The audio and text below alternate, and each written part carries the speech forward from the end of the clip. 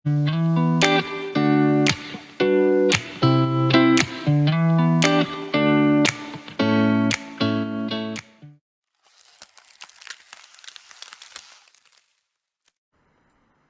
social differences. Archaeologists generally use certain strategies to find out whether there were social or economic differences amongst people living within a particular culture. These include studying burials. जो archaeologist हैं वो कई तरह के strategies का इस्तेमाल करते हैं ये पता लगाने के लिए कि एक पर्टिकुलर कल्चर के लोगों के बीच में सोशल और इकोनॉमिक डिफरेंस था या नहीं। इसमें जो पहली स्ट्रेटजी है वो है बाय स्टडिंग बरियल्स। जो बरियल्स हैं, जो कब्रगाह हैं, उनको स्टडी करके। हम सब लोग इजिप्शियन पिरामिड्स के बारे में जरूर जानते हैं। इसमें से कुछ पिरामिड्स जो थे वो हड़प्पन सिविलाइजेशन के कंटेम्परेरी थे। तो बहुत सारे जो इजिप्शियन पिरामिड्स थे they were the royal burials, उनमें राजाओं को दफनाया गया था। और जो रॉयल बरियल्स थे यहाँ पर enormous quantity of wealth was buried, बड़ी मात्रा में धन संपत्ति को दफनाया गया था। At burials in Harappan sites, the dead were generally laid in pits. जो हरप्पन साइट्स थे यहाँ पर जो मृतक थे उनको पिट्स में दफनाया जाता था, गड्ढों में दफनाया जाता था। कई बार ये बरियल पिट्स किस तरह से बने होते थे इसमें डिफरेंस पाया जाता था। कुछ केसेस में जो हॉलोड आउट स्पेस हैं, जो गड्ढे होते थे, इनमें ईंटों को बिछाया गया होता था। मतलब जो गड्ढों का जो फर्श होता था वहां पर ईंटें बिछाई गई होती थी। तो ये बहुत ज्यादा क्लियर नहीं है कि ये जो पिट्स को बनाने का जो डिफरेंस है ये किसी सोशल डिफरेंस को इंडिकेट करता है या नहीं। तो ऑफ कोर्स ये सोशल डिफरेंस को ही इंडिकेट करता है, लेकिन हिस्टोरियंस बहुत ज्यादा श्योर नहीं है क्योंकि the hollowed out spaces which were lined with bricks, those hollowed out space they belong to the graves of some important person of Indus Valley civilization. कुछ जो ग्रेव्स हैं इसमें पॉटरी और ऑर्नामेंट्स भी पाए गए हैं और ग्रेव्स में पॉटरी और ऑर्नामेंट्स को रखने का जो रिवाज था ये शो करता था कि Harappan people they believe in life after death. उन्हें इस चीज का विश्वास था कि ये जो डेड पर्सन है ये कभी जिंदा होगा, जब जिंदा होगा तो उसे चीजों की जरूरत होगी और इसीलिए डेली यूज की चीजें पॉटरी और ऑर्नामेंट्स को उस डेड पर्सन के साथ ये लोग दफनाते थे। जो ज्वेलरी है ये मेल और फीमेल दोनों ही लोगों के बरियल्स में पाई गई हैं, दोनों के कब्रों में पाई गई हैं। मिड 1980s में हड़प्पा की एक सीमेंट्री में जब खुदाई हुई तो वहां पर एक मेल स्कल के साथ, तो वहां पर जो एक मेल पर्सन का ग्रेवयार्ड था तो उसके ग्रेव में एक ऑर्नामेंट पाया गया which was consisting of 3 shell ring. Apart from this, a jasper stone was there, beads were there and hundreds of micro beads were also found near the skull of a male.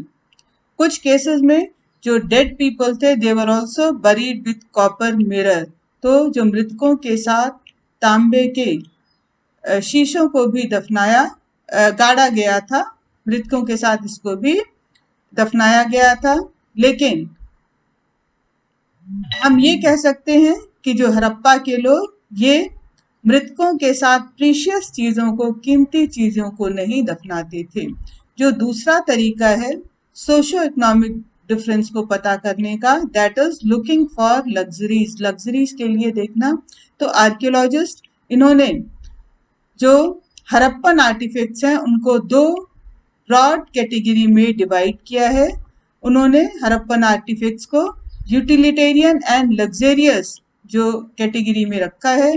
जो first category है जो कि utilitarian है, इसमें उन objects को रखा गया है which were made for daily use, जिनका डेली यूज के लिए इस्तेमाल होता था, और जो ऑर्डिनरी मटेरियल जैसे पत्थरों के इस्तेमाल से या मिट्टी के इस्तेमाल से बनाए गए थे। इसमें सिलबट्टे, मिट्टी के बर्तन, जो निडल्स हैं, फ्रेश रबर्स वगैरह इस कैटेगरी में आते हैं। और ये जो यूटिलिटेरियन ऑब्जेक्ट्स हैं, they are usually found throughout the settlements. ये लगभग इंडस वैली सिविलाइजेशन के सारे सेटलमेंट्स में ये बड़े पैमाने पर पाए गए हैं। आर्कियोलॉजिस्ट किसी भी आर्टिफैक्ट को लग्जेरियस तभी मानते थे जब वो बहुत ही रेयरली पाए गए हैं, बहुत ही कम संख्या में पाए गए हैं, या फिर वो कॉस्टली नॉन लोकल मटेरियल से या कॉम्प्लिकेटेड टेक्नोलॉजी को यूज करके बनाए गए थे। जैसे लिटिल पॉट्स ऑफ फियंस के बनाए गए छोटे छोटे जो पॉट्स थे। ये जो फियंस है, it is a material made of ground sand और silica mix with colour and gum and then fired. ये जो फियंस है, ये जो रेत है इसको घिस करके इसके साथ कलर और गम मिक्स करके, या तो या आपका ग्राउंड सैंड या फिर सिलिका के साथ कलर और गम मिक्स करके बनाया जाता था। बाद में इसको पकाया भी जाता था, जिसको कि फियंस बोला जाता था। तो फियंस के लिटिल पॉट्स, छोटे छोटे बर्तन पाए गए हैं। फियंस पॉट्स को इसलिए भी लग्जरियस से प्रीशियस माना गया है because they were difficult to make. इनको बनाना मुश्किल भी था। सिचुएशन और ज्यादा कॉम्प्लिकेटेड हो जाता है जबकि हम उन आर्टिफैक्ट्स को, जिन आर्टिफैक्ट्स का इस्तेमाल डेली यूज के लिए होता था, उनको रेयर मटेरियल से जैसे फियंस से अगर बनाया गया है तो फिर थोड़ी प्रॉब्लम आती है कि आर्कियोलॉजिस्ट के लिए कि वो उसको यूटिलिटेरियन ऑब्जेक्ट्स में रखें या फिर लग्जेरियस आर्ट ऑब्जेक्ट्स में रखें। अगर हम आर्टिफैक्ट्स के डिस्ट्रीब्यूशन को स्टडी करते हैं तो हमें पता चलता है कि ये जो rare objects made of valuable material, they are generally concentrated in large settlements. ये जो रेयर ऑब्जेक्ट जो कि वैल्यूएबल मटेरियल कॉम्प्लिकेटेड टेक्नोलॉजी को यूज करके बनाए गए थे, ये सिर्फ बड़े सेटलमेंट में ही ज्यादा पाए गए हैं, जैसे मोहनजोदड़ो या फिर हड़प्पा में।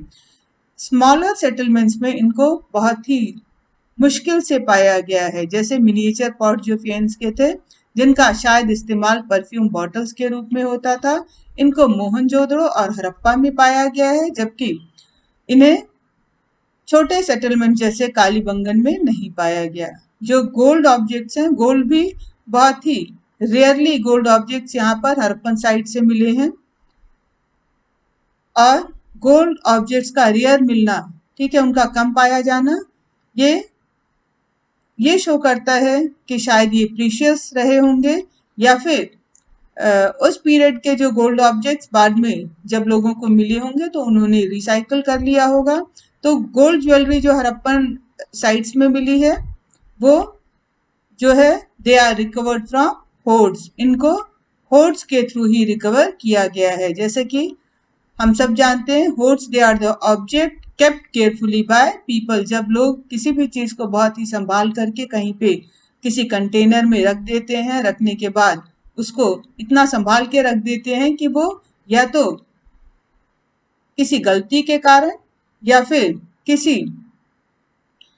और कारण से जो ओरिजिनल ओनर्स होते हैं वो उसको रिकवर नहीं कर पाते और वो उसी जगह पे पड़ी रह जाती है till some archaeologist find them. तो होर्ड के थ्रू ही जो हमारे पास जो gold item Indus valley period के पाए गए हैं वो होर्ड्स के थ्रू ही रिकवर हुए हैं, और इसलिए बहुत ज्यादा क्लियर नहीं है कि ये जो गोल्ड ऑब्जेक्ट्स कम पाया गया है इसलिए कम पाया गया है कि वो प्रीशियस होते थे, कीमती होते थे, इसलिए कॉमन लोग अफोर्ड नहीं कर पाते थे, या फिर वो बाद में रिसाइकल हो गए हैं जिसके कारण वो बहुत ही कम नंबर्स में अब हमारे पास एज अ एविडेंस अवेलेबल हैं। Next sub topic, finding out about craft production. Chanhudaro, it was a tiny settlement, less than 7 hectares as compared to Mohenjo-daro. which was spread in 125 hectares area. Thus, Chandhudro, it was exclusively devoted to craft production, including bead making, shell cutting, metal working, seal making and weight making. तो ये आपका जो चंदूदड़ो एक बहुत ही छोटा settlement था मोहनजोदड़ो के comparison में, और ये चंदूदड़ो ये क्राफ्ट प्रोडक्शन को डेडिकेटेड था, जहां पर कई तरह की चीजें बनाई जाती थी। मोती बनाने का काम, शेल कटिंग का काम, मेटल वर्क का काम, सील मेकिंग का काम, बीट मेकिंग का काम होता था। बीड्स को बनाने के लिए हड़प्पा के लोग वेराइटी ऑफ मटेरियल्स को यूज करते थे। फॉर एग्जांपल कई तरह के स्टोन्स यूज किए जाते थे, जैसे कार्लिनियन, ये रेड कलर का स्टोन होता था, जेस्पर, क्रिस्टल, क्वार्ट्ज, स्टीटाइट, तो ये स्टोन्स थे। स्टोन्स के अलावा मेटल की बीड्स भी बनते थे, और मेटल्स में कॉपर, ब्रॉन्ज एंड गोल्ड इसके बीड्स बनते थे। इसके अलावा स्टोन, मेटल के अलावा शेल, फियंस एंड टेराकोटा इसको भी यूज किया जाता था मोतियों को बीड्स को बनाने के लिए। सम बीड्स वर मेड ऑफ 2 और मोर स्टोन्स, कुछ जो मोती थे उसको 2 या 2 से ज्यादा स्टोन्स को आपस में जोड़ के बनाया जाता था। कुछ जो स्टोन बीड्स थे इसमें गोल्ड के कैप भी होते थे। डिफरेंट शेप के बीड्स ये लोग बनाते थे, जैसे dice shape, cylindrical, spherical, barrel shape and segmented beads. Some beads were decorated by incising और पेंटिंग, तो बीड्स को डेकोरेट भी किया जाता था नक्काशी करके या फिर उस पे डिजाइन वगैरह उकेर करके, पेंटिंग करके। बीड्स को बनाने के लिए जो टेक्निक थी वो डिफर करती थी, वो अकॉर्डिंग टू मटेरियल डिसाइड होती थी। जैसे स्टीटाइट जो कि बहुत ही सॉफ्ट स्टोन होता था जिसपे आसानी से काम किया जा सकता था, तो आपका जो स्टीटाइट के बीड्स थे इसको पर इनले वर्क वगैरह किया जाता था, पेंटिंग वगैरह की जाती थी। कुछ जो बीड्स थे उनको मोल्ड के थ्रू बनाया जाता था, और ये जो मोल्ड के लिए स्टीटाइट पाउडर के पेस्ट को यूज किया जाता था। इसके अलावा जब ये आपका मोल्ड यूज करके, सांचे का इस्तेमाल करके हम कुछ बनाते हैं, तो इसमें हम कई तरह के शेप्स को बना सकते हैं। जो ज्योमेट्रिकल फॉर्म के बीड्स होते थे उनके लिए हार्डर स्टोन्स को यूज किया जाता था। स्टीटाइट माइक्रो बीड्स ये किस तरह से हड़प्पन सिविलाइजेशन में लोग बनाते थे, ये आज भी आर्कियोलॉजिस्ट के लिए एंशिएंट टेक्नोलॉजी स्टडी करना एक पजल बन गया है। मतलब अभी तक क्लियर नहीं हुआ है कि वो लोग, उनके पास कितनी एडवांस टेक्नोलॉजी थी कि वो इतने beautiful micro beads steatite stone को यूज करके बनाते थे। आर्कियोलॉजिकल एक्सपेरिमेंट्स ने ये भी रिवील किया है, इस बात के बारे में भी पता लगाया है कि कार्लिनियन का जो रेड कलर है वो कैसे हासिल किया जाता था। कार्लिनियन जो है ये आपका येलो कलर के रॉ मटेरियल को प्रोडक्शन के डिफरेंट स्टेजेस में आग में पका करके कार्लिनियन के रेड कलर को जो है हड़प्पा के लोग ऑब्टेन करते थे।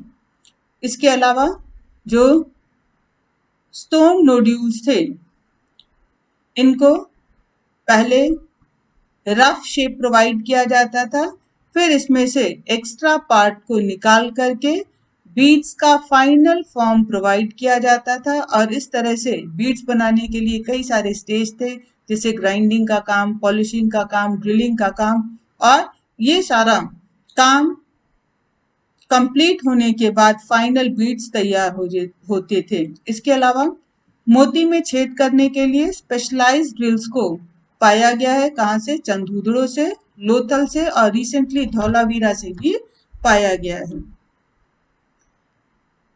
नागेश्वर, बालाकोट, ये दोनों सेटलमेंट कोस्टल एरिया पे सिचुएटेड थे, और ये दोनों जो सेटलमेंट्स थे they were specialised centres for making shell objects. ये शेल ऑब्जेक्ट्स बनाने का स्पेशलाइज सेंटर्स थे। कई तरह के शेल ऑब्जेक्ट्स यहाँ पे बनते थे, बेंगल्स, लेडल्स, इनले, और इन शेल ऑब्जेक्ट्स को बनने के बाद दूसरे बड़े सेटलमेंट्स में यूज करने के लिए भेज दिया जाता था।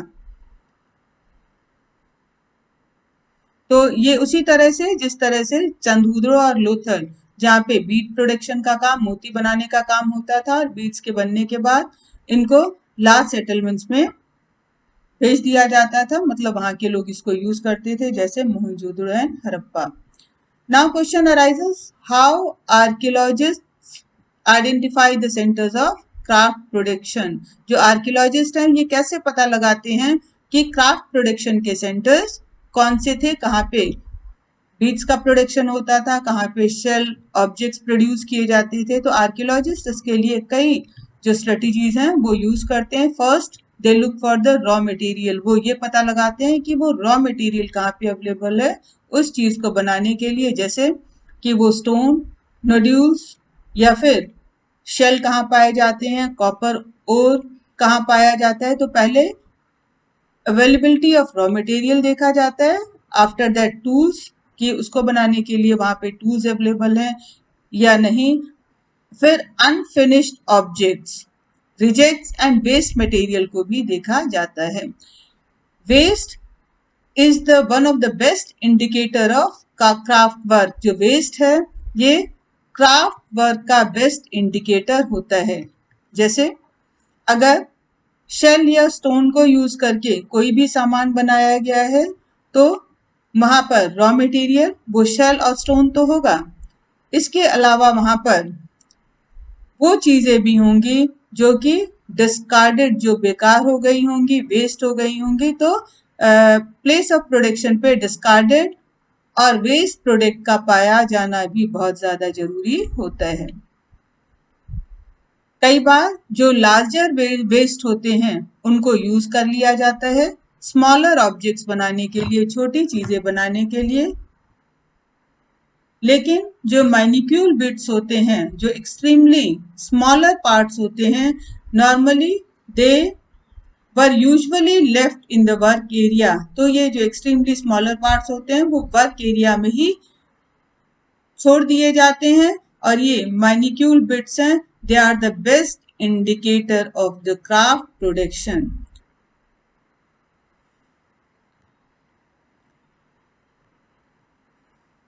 तो ये जो ट्रेसेस ये सजेस्ट करते हैं कि apart from small specialise centres, छोटे स्पेशलाइज सेंटर्स के अलावा क्राफ्ट प्रोडक्शन जो है इसका काम बड़े शहरों में भी होता था, जैसे Mohenjodaro and Harappa.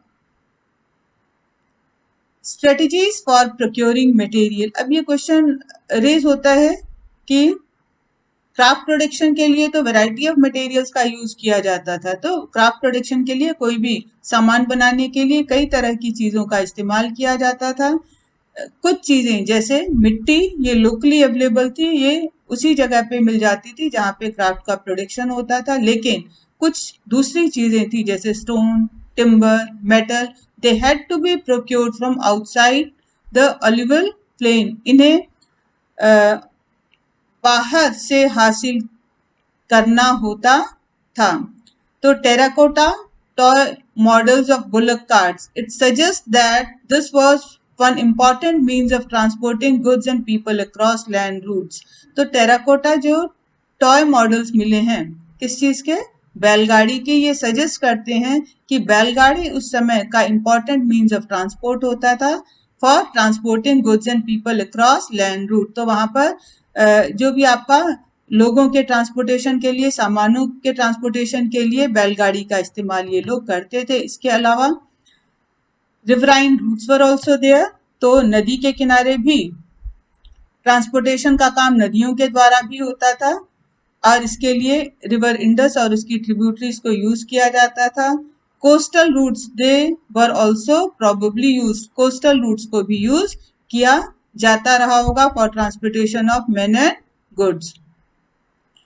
The Harappans procured material for craft production in various ways. Harappa के जो लोग थे वो क्राफ्ट प्रोडक्शन के लिए जो सामान था वो कई तरीके से हासिल करते थे। जैसे पहला एग्जाम्पल है, they had establish settlement such as Nageshwar and Balakot. इन्होंने उन एरिया पे जहाँ पे रॉ मटेरियल इजीली अवेलेबल था वहां पे अपने सेटलमेंट स्टैब्लिश कर लिए थे, अपनी बस्तियां बना ली थी।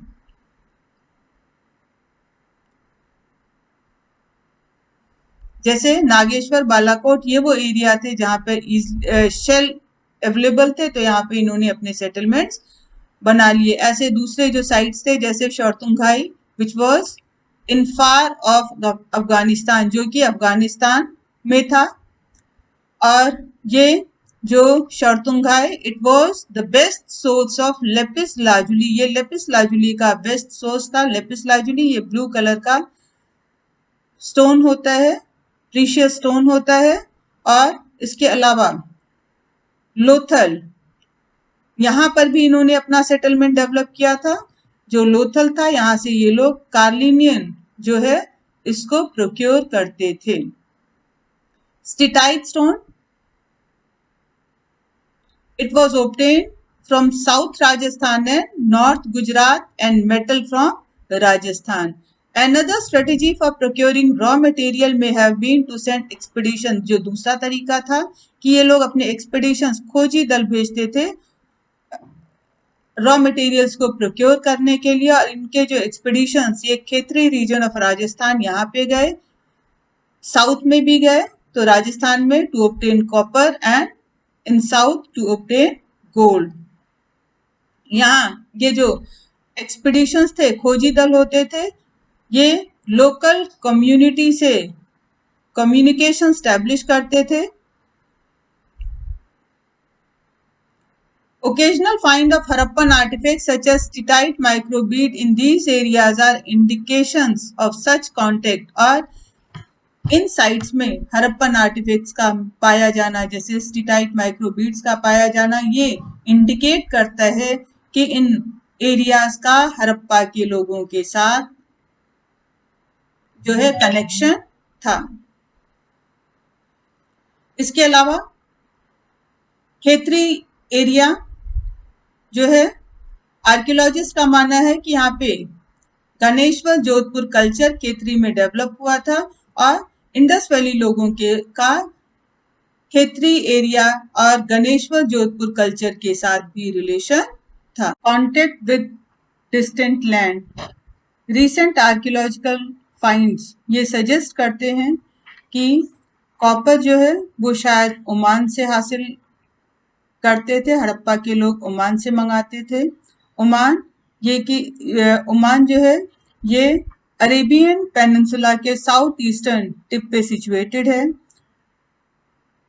ओमानी कॉपर और हड़प्पन आर्टिफैक्ट्स का केमिकल एनालिसिस ये सजेस्ट करता है कि दोनों का ओरिजिन सेम था, क्योंकि ओमानी कॉपर में और हड़प्पन आर्टिफैक्ट्स में जो कॉपर यूज हुआ है दोनों में ही निकल के ट्रेसेस पाए गए हैं। इसके अलावा दूसरे और ट्रेसेस भी हैं जो कि कॉन्टेक्ट को सजेस्ट करते हैं। एक डिस्टिंक्टिव टाइप ऑफ वेसल, एक अलग तरह का बर्तन जो कि बहुत बड़ा हड़प्पन जार है, which is coated with thick layer of black clay. इस हड़प्पन जार में ब्लैक क्ले की थिक कोटिंग हुई है। ये जो हड़प्पन जार है ओमान के साइड से पाया गया है। ये जो थिक कोटिंग है ब्लैक क्ले की, ये लिक्विड पर्कुलेशन को प्रिवेंट करने के लिए था, लिक्विड के रिसाव को रोकने के लिए थिक कोटिंग की गई थी। ये बहुत ज्यादा क्लियर नहीं है कि इन बर्तनों में क्या ले जाया जाता रहा होगा, लेकिन ये पॉसिबल है कि हड़प्पा के लोग ओमानी कॉपर के बदले इस बर्तन में जो कंटेंट था उसका इस्तेमाल ओमानी कॉपर को एक्सचेंज करने के लिए करते रहे होंगे। मेसोपोटामियन जो टेक्स्ट हैं जो कि 3rd मिलेनियम BCE के हैं, ये बताते हैं कि मेसोपोटामिया में जो कॉपर था वो मगन रीजन से आता था। तो मगन रीजन ये शायद ओमान के लिए ही इस्तेमाल किया गया है। तो मगन शब्द इसका जो इस्तेमाल है ये ओमान के लिए ही किया गया होगा। काफी इंटरेस्टिंग है ये जानना कि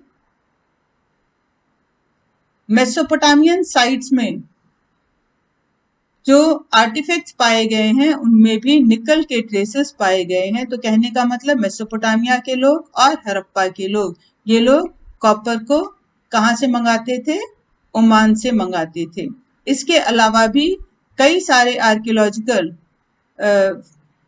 फाइंडिंग्स हैं जो कि लॉन्ग डिस्टेंस ट्रेड को इंडिकेट करते हैं, क्योंकि हड़प्पा के सील्स, वेट्स, डाइस, बीड्स ये ओमान और मेसोपोटामिया में पाए गए हैं।